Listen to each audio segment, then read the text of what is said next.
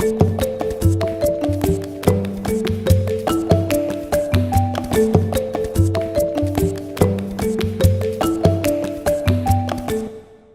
brought with me a copy of a report from Congress from the Joint Economic Committee on a hearing from a report on automation and its impact on the economy and the workforce. Anybody want to guess the year this report was written? Just guess some years if you want. 1955. Right? The report's fascinating because it actually just goes into great detail about the kind of jobs that we're going to get lost over the last 64 years, the kind of jobs that were going to be created in this economy, what we needed to do to prevent the worst kinds of harms. There was a quote that they recognized that some people are going to get screwed over by a transition, right?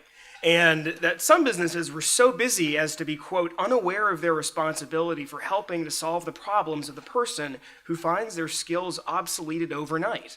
They go into automation's impact on rural communities and small towns, and they say, quote, happily, this indifference to personal hardships was not widespread in the business community. Think about that 64 years ago and where we are today, where work is not valued, home health aides are paid minimum wage, where we live in a society where families are living paycheck to paycheck, and the richest 1% just got a huge tax cut, 83% of which of the $1.5 trillion was given to the richest 1%. But I do want to talk about what we're doing going forward. I encourage people to take a look at A Better Deal, Tools for the 21st Century. House Democrats put together this and I won't go into huge detail about it now, but we can maybe talk about it a little bit later.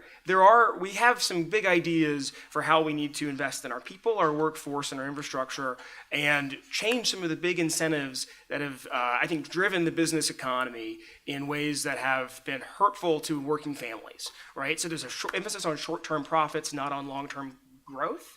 We can work on all those things, and we talk about how we're going to do that in that document.